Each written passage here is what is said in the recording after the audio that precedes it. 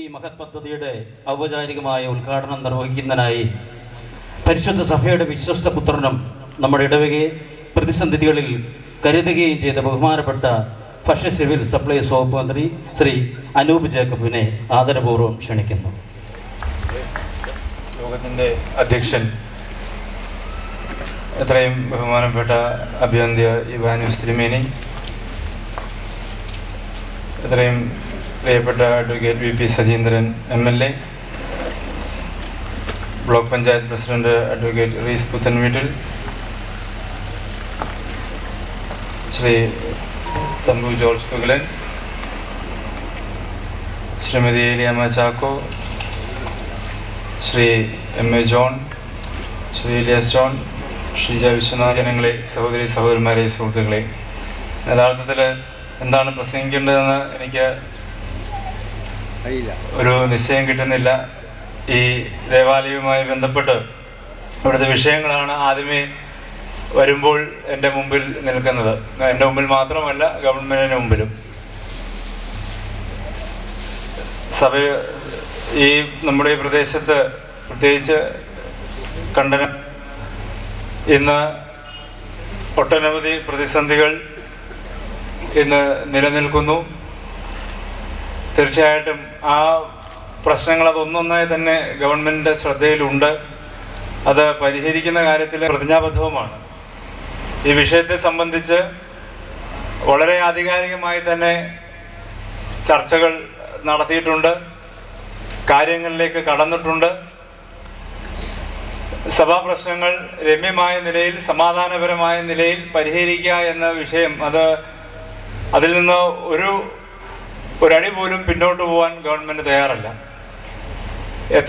എത്രയും നേരത്തെ ഈ വിഷയം പരിഹരിക്കപ്പെടുകയും സമാധാനപരമായ ഒരു അന്തരീക്ഷം നമ്മുടെ ഈ പ്രദേശത്ത് ലഭ്യമാക്കുകയും ചെയ്യുക, അത് ലക്ഷ്യം വെച്ചുകൊണ്ട് തന്നെയാണ് ഗവൺമെൻറ് മുമ്പോട്ട് പോകുന്നത്. ബഹുമാനപ്പെട്ട തിരുമേനി ആ വിഷയങ്ങൾ അദ്ദേഹം ഇവിടെ സൂചിപ്പിച്ചു. ഇവിടുത്തെ പ്രശ്നങ്ങളിലെ യഥാർത്ഥ ചിത്രം അത് ഗവൺമെൻറ് ശ്രദ്ധയിലേക്ക് കൊണ്ടുവന്നിട്ടുണ്ട്. ബഹുമാനപ്പെട്ട MLA ആ കാര്യത്തിൽ ഇവിടുത്തെ ഏത് രീതിയിൽ ഇതിനെ ഒരു ഫോർമുല ഉരുത്തിരിയുവാൻ സാധിക്കും, ആ ഫോർമുല എന്താണെന്ന് ബഹുമാനപ്പെട്ട MLA അത് കഴിഞ്ഞ ദിവസം തിരുവനന്തപുരത്ത് വെച്ച് നടന്ന ഒരു ചർച്ചയിൽ അത് മുമ്പോട്ട് വെച്ചിരുന്നു. ഒരു ഇടവകകൾ തമ്മിലുള്ള, ഞാൻ എന്നെ മണ്ണത്തൂരും വെട്ടിത്തറയുടെയും ഇൻഡിവിജ്വലായിട്ടുള്ള ഇഷ്യൂസാണ് ഞാൻ എടുത്തിരുന്നത്. എനിക്ക് തോന്നുന്നത് ഞാൻ മന്ത്രിയായി വന്ന സന്ദർഭത്തിൽ ആദ്യം ആ ചർച്ചകളായിരുന്നു. അങ്ങനെ 4-5 ചർച്ചകൾ തന്നെ ആ വിഷയവുമായി 2 ഇടവകകളുമായി ബന്ധപ്പെട്ട് മുമ്പോട്ട് പോയി. പിന്നീട് അത് ചർച്ചകൾ നീങ്ങി, പക്ഷെ ഒരു ഫോർമുലയിലേക്ക് എത്താൻ സാധിച്ചില്ല. അത് എത്താൻ സാധിക്കാത്തതിന് അതിൻ്റെതായ കാരണങ്ങളുണ്ട്. കാരണങ്ങൾ ഇവിടെ പറയേണ്ട ആവശ്യമില്ല, ഒരുപാട് കാരണങ്ങൾ ആ വിഷയത്തിൽ വന്നു. എന്തായാലും അത് പകുതി വഴിക്ക് വെച്ച് വന്നു. ഇപ്പോൾ വീണ്ടും വെട്ടിത്തറ ഇടവകയുടെ ഇഷ്യൂ വീണ്ടും അത് ചർച്ചയിലേക്ക് ഞങ്ങൾ കൊണ്ടുവന്നിട്ടുണ്ട്. അതിൻ്റെ ചർച്ച ഇന്നലെയും ഉണ്ടായിരുന്നു. ആ വിഷയത്തെ സംബന്ധിച്ച് ഓരോ ഇടവകൾ, ഇപ്പം മാമലശ്ശേരി പള്ളിയിൽ 250 ദിവസങ്ങൾ പിന്നിട്ടിരിക്കുകയാണ്. അത് തീർച്ചയായിട്ടും 250 ദിവസങ്ങൾ പിന്നിട്ട ഒരു പ്രാർത്ഥനാ യജ്ഞം, അത് തീർച്ചയായിട്ടും അത് ആ പ്രദേശത്തുണ്ടാക്കുന്ന ബുദ്ധിമുട്ട് എത്രമാത്രമാണ്, അത് ആ ഇടവകാംഗങ്ങൾക്കും വിശ്വാസികൾക്കും ഉണ്ടാകുന്ന ബുദ്ധിമുട്ടുകളുമൊക്കെ അത് വളരെ വ്യാപ്തിയുള്ളതാണ്. കഴിഞ്ഞ ദിവസം അവിടെ പുള്ളിയാട്ടിലച്ഛൻ അദ്ദേഹം നിരാഹാര സമരവും ആരംഭിച്ചിരിക്കുകയാണ്. എന്തായാലും ഇന്ന് മുഖ്യമന്ത്രിയോട് ഞാൻ ഈ വിഷയം അദ്ദേഹത്തിൻ്റെ ശ്രദ്ധയിൽ കൊണ്ടുവന്നിരുന്നു. അതിൻ്റെ അടിസ്ഥാനത്തിൽ ഇന്ന് ADM ഇന്ന് ചർച്ചയ്ക്ക് വിളിച്ചിരുന്നു. അത് എന്തായി എന്നുള്ളത്, അത് പ്രത്യേകിച്ച് ഒരു ഫോർവേഡ് ആയില്ല എന്നുള്ളതാണ് ഇപ്പോൾ എനിക്ക് കിട്ടിയ ഒരു വിവരം. സഭാ സെക്രട്ടറിയോട് അതാണ് ഇപ്പോൾ സൂചിപ്പിച്ചുകൊണ്ടിരുന്നത്.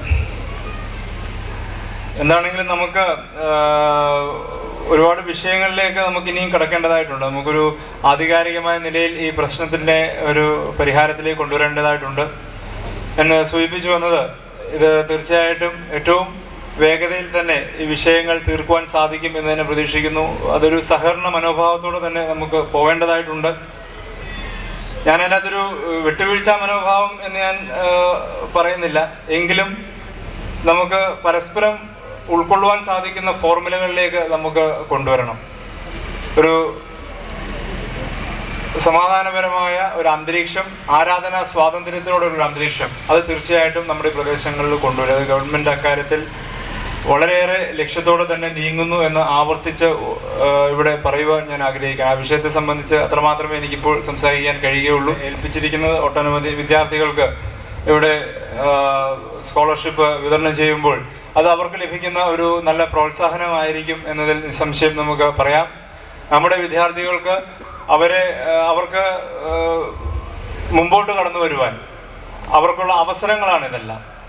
ഒരു ചെറിയൊരു പ്രോത്സാഹനം, ഒരു കൈത്താങ്ങ് എന്ന് പറയുമ്പോൾ അതിനകത്ത് സ്കോളർഷിപ്പ് എന്ന അർത്ഥം അത് കൂടുതൽ അതിനെ കുറച്ചുകൂടെ വൈഡായിട്ട് നമുക്ക് ചിന്തിക്കേണ്ടതായിട്ടുണ്ട്. അത് നമ്മുടെ കുട്ടികൾക്ക് അവർക്ക് നൽകുന്ന ഒരു അംഗീകാരമാണ് നൽകുന്നത്. അവർക്ക് കടന്നു വരുവാൻ, വീണ്ടും മുമ്പോട്ട് പോവാൻ, എനിക്ക് ഇനിയും ഉന്നതമായ വിജയങ്ങൾ കരസ്ഥമാക്കുമ്പോൾ സ്വാഭാവികമായിട്ട് അംഗീകാരങ്ങൾ വീണ്ടും വീണ്ടും വരും. തീർച്ചയായിട്ടും അതൊക്കെ കുട്ടികളെ സംബന്ധിച്ച് അവരുടെ മനസ്സിൽ ഒരു നല്ല ഒരു ലക്ഷ്യബോധം സൃഷ്ടിക്കുവാൻ സാധിക്കും. വിദ്യാഭ്യാസം പലപ്പോഴും ഇന്ന് നമ്മുടെ പുസ്തകങ്ങളിൽ മാത്രം ഒതുങ്ങുന്ന ഒരു സാഹചര്യമുണ്ട്. പുസ്തക പാരായണത്തിലൂടെ മാത്രം വിദ്യാഭ്യാസം പൂർണ്ണമാവും നമ്മൾ ആരും കരുതുന്നില്ല. അതിനേക്കാൾ ഏറെ ഒരു സംസ്കാരം കുഞ്ഞുങ്ങളിലേക്ക് കൊണ്ടുവരുവാനും ആ സംസ്കാരത്തെ വളർത്തിയെടുക്കുവാനും ഒക്കെയുള്ള സാഹചര്യങ്ങളാണ് വിദ്യാഭ്യാസം അതിൻ്റെ എല്ലാ അർത്ഥത്തിലും പൂർണ്ണതയിലേക്ക് എത്തിക്കുവാൻ നമുക്ക് കഴിയുന്നത്. കുട്ടികളെ ഇന്ന വഴിയിലേക്ക് കൊണ്ടുപോകണം എന്ന് നമ്മൾ പറയാതെ എല്ലാവരുടെയും മനസ്സിൽ ഒരു ആശയമുണ്ടാവും. അവരവരുടേതായ കഴിവുകൾ ഓരോ വ്യക്തികളിലുണ്ട്, ഓരോ കുട്ടികളിലുണ്ട്. അത് ഏതെങ്കിലും ഒരു സന്ദർഭത്തിൽ അത് പുറത്തു വരും. ആ കഴിവ് എന്താണ് എന്ന് മനസ്സിലാക്കി അത് പരിപോഷിപ്പിച്ച് അങ്ങനെ ഒരു പ്രോത്സാഹനം കൊടുക്കാൻ നമുക്ക് സാധിക്കണം. ഇന്നിപ്പോൾ സംഭവിക്കുന്നത് എന്നാ, എൻ്റെ മകൻ അല്ലെങ്കിൽ മകൾ ഇന്നതുപോലെ ആയിരിക്കണം എന്നൊരു ചിന്തയാണ് നമ്മളെ പലരും നയിക്കുന്നത്. ഇന്ന വഴിയേ വന്നേ പറ്റൂ.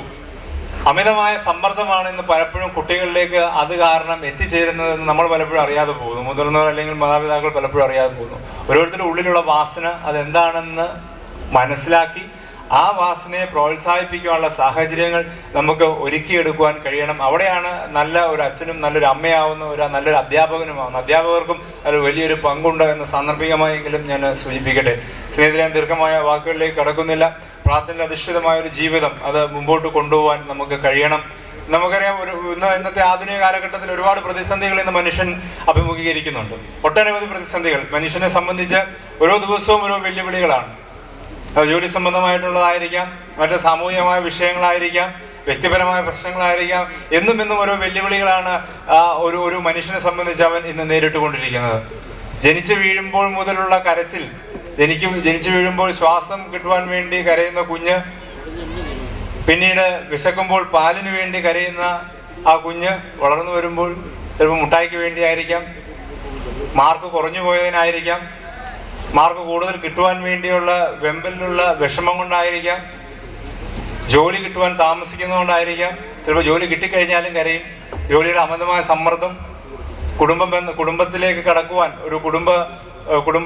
വിവാഹ ജീവിതത്തിലേക്ക് കടക്കുവാൻ വൈകുമ്പോൾ കരയാം, വിവാഹ ജീവിതത്തിലേക്ക് കടന്നു കഴിയുമ്പോഴും കരയും. സ്വാഭാവികമായിട്ടും മനുഷ്യനെ സംബന്ധിച്ച് അവന്റെ ജനനത്തിൽ അവന് തുടങ്ങുന്ന ആ കണ്ണുനീർ അവന്റെ എല്ലാ സന്ദർഭങ്ങളിലും, ജീവിതത്തിന്റെ എല്ലാ വേളകളിലും അതുണ്ട്. ജീവിതയാത്രയുടെ അവസാനം വരെ ഉണ്ട്. അപ്പൊ ഇത്തരത്തിലുള്ള പ്രതിസന്ധികൾ വരുമ്പോൾ ഇന്നിപ്പോ പെട്ടെന്ന് ഇതിനെന്താ ഒരു പരിഹാരം എന്നുള്ളതാണ് നമ്മൾ നോക്കുന്നത്. ഇപ്പം എല്ലാം വളരെ ഫാസ്റ്റാണ്. നമ്മളിപ്പോൾ ഒരു ഹോട്ടൽ എടുത്തു കഴിഞ്ഞാൽ, ഹോട്ടലിൽ ഭക്ഷണം കഴിക്കാൻ കയറിയാൽ ഏത് ഹോട്ടലാണ് സെലക്ട്, ഫാസ്റ്റ് ഫുഡ് ഹോട്ടലെ സെലക്ട് ചെയ്യും. ഒരു ബസ് തിരഞ്ഞെടുത്താൽ ലിമിറ്റഡ് സ്റ്റോപ്പോ അല്ലെങ്കിൽ സൂപ്പർ ഫാസ്റ്റോ അതിൻ്റെ മേളിൽ എന്തെങ്കിലും ഉണ്ടോ എന്ന് നമുക്ക് പെട്ടെന്ന് എത്തണം, പെട്ടെന്ന് ആഹാരം കിട്ടണം, പെട്ടെന്ന് നമ്മുടെ ലക്ഷ്യത്തിലെത്തണം. അതുപോലെ തന്നെയാണ് ഇന്ന് പ്രയാസങ്ങളുള്ളപ്പോൾ പെട്ടെന്നൊരു പരിഹാരം വേണം. അപ്പോഴാണ് പലപ്പോഴും പരസ്യവും പോസ്റ്ററോ കണ്ട് പോകുന്നത്. ഏതെങ്കിലും പരസ്യം കാണും, ഇങ്ങോട്ട് വന്നാൽ മതി, ഇവിടെ ആശ്വാസം കിട്ടും, അങ്ങോട്ട് പോകും ആശ്വാസം തേടി. അവിടെ ചെന്നാൽ ഒന്നും കിട്ടാനും പോകുന്നില്ല. 10 രൂപ കൊടുത്ത് മാർക്കറ്റിൽ നിന്ന് സാധനം വാങ്ങുന്ന പോലെ നമുക്ക് കിട്ടുന്ന ഒന്നല്ല ജീവിത പ്രതിസന്ധികളിൽ നിന്ന് ഉണ്ടാവുന്ന വിഷയങ്ങളെ അതിജീവിക്കുവാനുള്ള സാഹചര്യങ്ങൾ. ആശ്വാസം എന്നുള്ളത് അത് എവിടെ നിന്ന് മാർക്കറ്റിൽ വാങ്ങാൻ കിട്ടുന്ന ഒന്നല്ല. ആ തിരക്കുകളിൽ നിന്ന് തിരക്കുകളിലേക്ക് പോകുമ്പോൾ ഇത് ജീവിതക്രമത്തിൻ്റെ ഭാഗമാണ്. മനുഷ്യൻ അവൻ അഭിമുഖീകരിക്കേണ്ട കുറെ കാര്യങ്ങൾ ഉണ്ടാവും. അത് എവിടെയൊക്കെ എങ്ങനെയൊക്കെ ഓടിപ്പോയാലും, എവിടെയൊക്കെ ഒളിക്കാൻ ശ്രമിച്ചാലും അതിനൊന്നും പരിഹാരം വരിക, അത് നേരിടുക തന്നെ വേണ്ടി വരും. അതിനെ നേരിടുകയും അതിനെ സധൈര്യം അതിനെ അതിജീവിക്കുവാനും നമുക്ക് സാധിക്കണം. അത് ജീവിതക്രമത്തിന്റെ ഭാഗമാണ്. ഇന്ന കാര്യങ്ങൾ നീ അഭിമുഖീകരിച്ചേ മതിയാവുകയുള്ളൂ എന്ന് എഴുതപ്പെട്ടിട്ടുണ്ടാവും. സ്വാഭാവികമായിട്ട് നമ്മൾ നേരിടേണ്ടതായിട്ട് വരും. അതിനെ നമുക്ക് അതിജീവിക്കേണ്ടതായിട്ട് വരും. ആ നേരിടുവാനും അതിനെ അതിജീവിക്കുവാനും മുമ്പോട്ട് പോകാനും സാധിക്കണമെങ്കിൽ പ്രാർത്ഥനയിൽ അധിഷ്ഠിതമായ ഒരു ജീവിതത്തിലൂടെ സാധ്യമാവും. ഇന്ന് പലപ്പോഴും സന്ധ്യാപ്രാർത്ഥനകളൊക്കെ ഉണ്ട്, പക്ഷെ അത് പലപ്പോഴും സീരിയലിലെ റിയാലിറ്റി ഷോയുടെ സമയം നോക്കിയാണ് നമ്മൾ ക്രമീകരിക്കുന്നത്. സീരിയലിലെ റിയാലിറ്റി ഷോയുടെ സമയം നോക്കി സന്ധ്യാപ്രാർത്ഥന ക്രമീകരിക്കുന്നു എന്ന് ചെറുതായിട്ടൊന്നുമല്ല, അത്യാവശ്യമൊക്കെ ഉണ്ടെന്നാണ് ഞാൻ മനസ്സിലാക്കുന്നത്. പ്രാർത്ഥനയ്ക്ക് കൂടുതൽ പ്രാധാന്യം കൊടുക്കുവാൻ അത് കുടുംബങ്ങളുടെ ഒരു കൂട്ടായ്മയ്ക്കുള്ളൊരു വലിയ ഘടകമാണത്. ഇന്ന് തൊട്ടടുത്ത് താമസിക്കുന്നവരാരാണെന്നുള്ളതിനെ കുറിച്ച് അതിനേക്കാൾ ഏറെ സ്വന്തം വീട്ടിൽ തമ്മിൽ പരസ്പര ആശയവിനിമയം ഉണ്ടാവുന്നില്ല. ഇന്നത്തെ കാലഘട്ടത്തിൽ തിരക്കുകളാണ് എല്ലാവർക്കും. ഒരു തുറന്ന സംവാദം എപ്പോഴും ഉണ്ടാവണം. പ്രാർത്ഥന ഒരു വലിയ ഘടകമാണ്. ബന്ധങ്ങളെ ഊട്ടി ഉറപ്പിക്കുവാനുള്ള, കുടുംബത്തെ ഏകോപിപ്പിക്കുവാനുള്ള ഒരു വലിയ ഘടകം എന്ന് പറയുന്നത് പ്രാർത്ഥനയാണ്. അതിൽ അധിഷ്ഠിതമായ ഒരു ജീവിതം നയിക്കുവാൻ നമുക്ക് ഓരോരുത്തർക്കും സാധിക്കണം. സ്വാഭാവികമായിട്ടും അതൊക്കെ ആ പ്രതിസന്ധികളെല്ലാം അതിജീവിക്കുവാൻ ആ നിഷ്ഠയോടെയുള്ള ജീവിതക്രമം വഴി നമുക്ക് സാധ്യമാവും എന്നത് ഈ സന്ദർഭത്തിൽ ഞാൻ സൂചിപ്പിക്കുവാൻ ആഗ്രഹിക്കുന്നു. ഞാൻ ദീർഘമാക്കുന്നില്ല. എല്ലാ നന്മകളും വിജയങ്ങളും ഞാൻ ആശംസിക്കുന്നു. ഇവിടെ കുടുംബ യൂണിറ്റുകളുടെ ഏകോപനവും സംയുക്തമായ റാലിയും ഒക്കെ ഇവിടെ സംഘടിപ്പിച്ചിരിക്കുന്നു. വളരെ മനോഹരമായി തന്നെ ഇത് ഇവിടെ സംഘടിപ്പിച്ചിരിക്കുന്നത് തീർച്ചയായിട്ടും കൂട്ടായ്മയുടെയും ഐക്യത്തിൻ്റെയും ഏറ്റവും വലിയ ഉദാഹരണങ്ങളായിട്ട് അത് ചൂണ്ടിക്കാണിക്കുവാൻ സാധിക്കും. എല്ലാ നന്മകൾ ഒരിക്കൽ കൂടി ആശംസിച്ചുകൊണ്ട് വിദ്യാഭ്യാസ സ്കോളർഷിപ്പിൻ്റെ വിതരണോദ്ഘാടനം ഞാൻ ഔപചാരികമായി നിർവഹിക്കുന്നു. നന്ദി, നമസ്കാരം.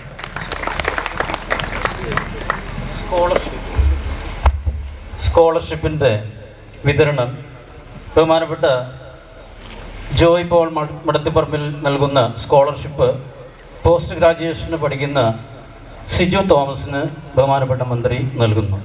സിജു തോമസ് ദയവായിട്ട് കടന്നു വരിക.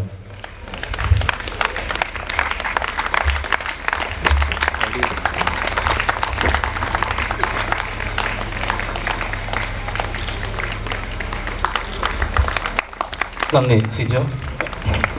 ഈ മഹാസംഗമത്തിന് ആശംസകൾ അർപ്പിച്ച് സംസാരിക്കുന്നതിനായി കുന്നത്തുനാടിൻ്റെ പ്രിയപ്പെട്ട MLA ശ്രീ VP സുജീന്ദ്രനെ ആദരപൂർവ്വം ക്ഷണിക്കുന്നു. അധ്യക്ഷൻ ആദരണീയനായ അഭിവന്ദ്യ ഡോക്ടർ മാത്യൂസ് മാർ ഇവാനിയോസ് തിരുമനസ് ഭക്തിസാന്ദ്രമായ അന്തരീക്ഷത്തിൽ നടത്തുകയാണ്.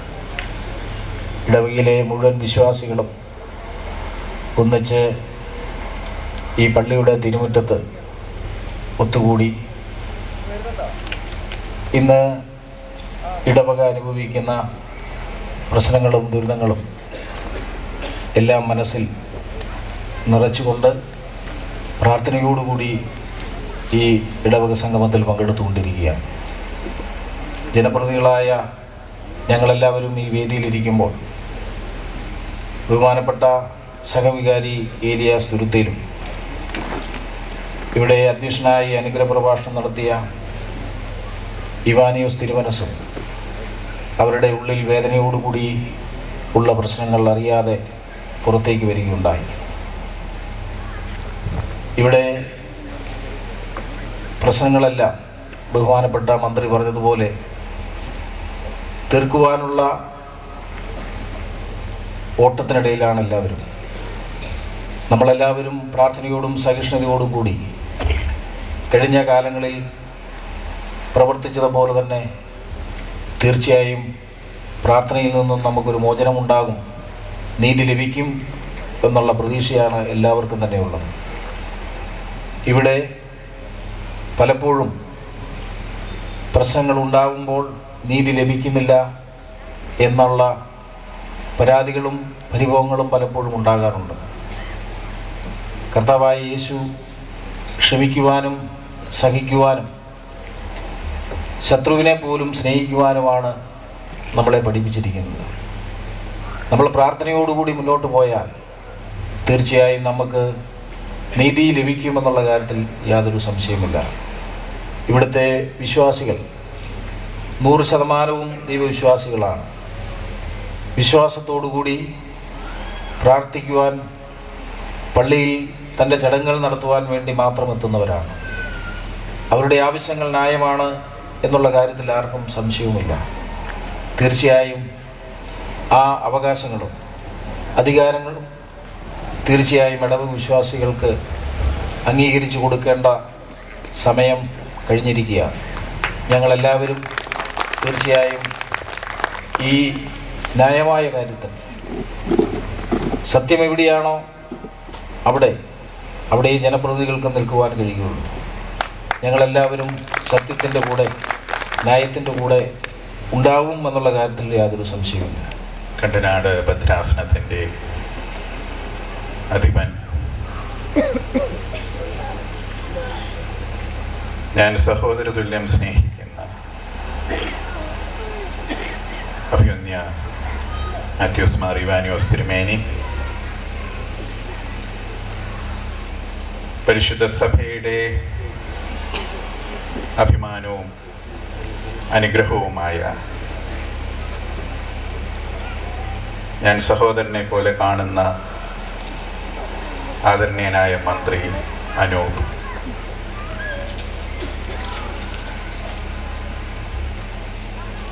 യാക്കോബായ സുറിയാനി സഭ അംഗമെന്ന് സംശയമില്ലാതെ നമുക്ക് പറയുവാൻ കഴിയുന്ന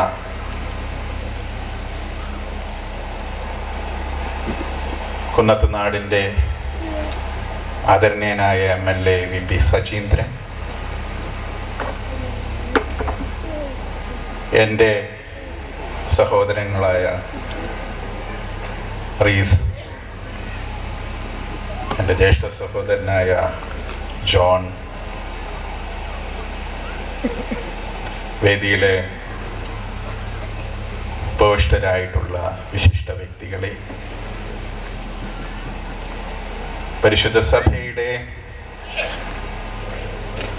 അലങ്കാരവും അഭിമാനവുമായ സമർപ്പിതരായ ബഹുമാനപ്പെട്ട വൈദികരെ, സ്നേഹം നിറഞ്ഞ എല്ലാവരുമേ,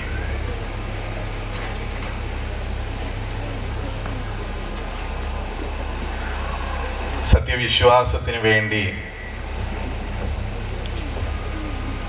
ഏറെ പീഡകൾ അനുഭവിച്ചിട്ടുള്ള ഒരു ജനവിഭാഗത്തിന് മുമ്പാകെയാണ്, ഒരു വിശ്വാസി സമൂഹത്തിന് മുമ്പാകെയാണ് ഞാൻ നിൽക്കുന്നത് എന്ന് എനിക്കറിയാം.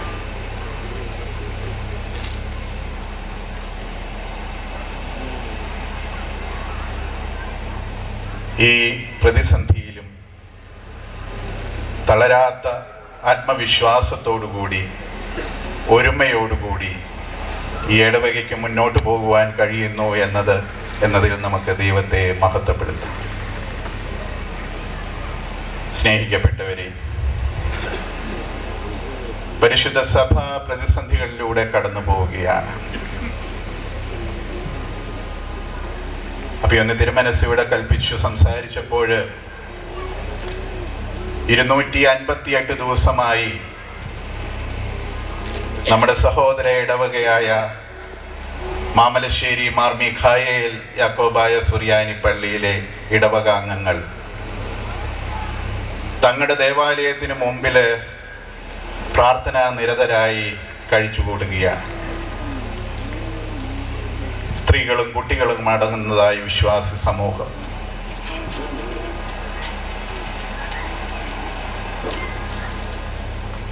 വന്യ പുല്യാട്ടേൽ വർഗീസ് അച്ഛൻ്റെ നേതൃത്വത്തിൽ അച്ഛൻ ഇന്ന് ഉപവാസം ആരംഭിച്ചിട്ട് 3 ദിവസം പിന്നിടുകയാണ്. ആദരണീയനായ മന്ത്രി ഇവിടെ പറഞ്ഞു, ചർച്ചകൾ നടത്തുകയാണ്. യാക്കോബായ സുറിയാനി സഭയെ സംബന്ധിച്ചിടത്തോളം ചർച്ചകളല്ല ആവശ്യം, തീരുമാനമാണ് ആവശ്യം.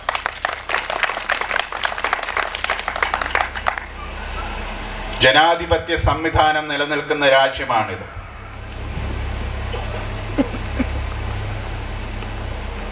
ജനാധിപത്യ സംവിധാനത്തിൽ തെരഞ്ഞെടുക്കപ്പെട്ടതായ ഒരു ഗവൺമെന്റാണ് ഇവിടെ ഭരിക്കുന്നത്. എങ്കിൽ ജനഹിതം മാനിച്ചേ മതിയാ.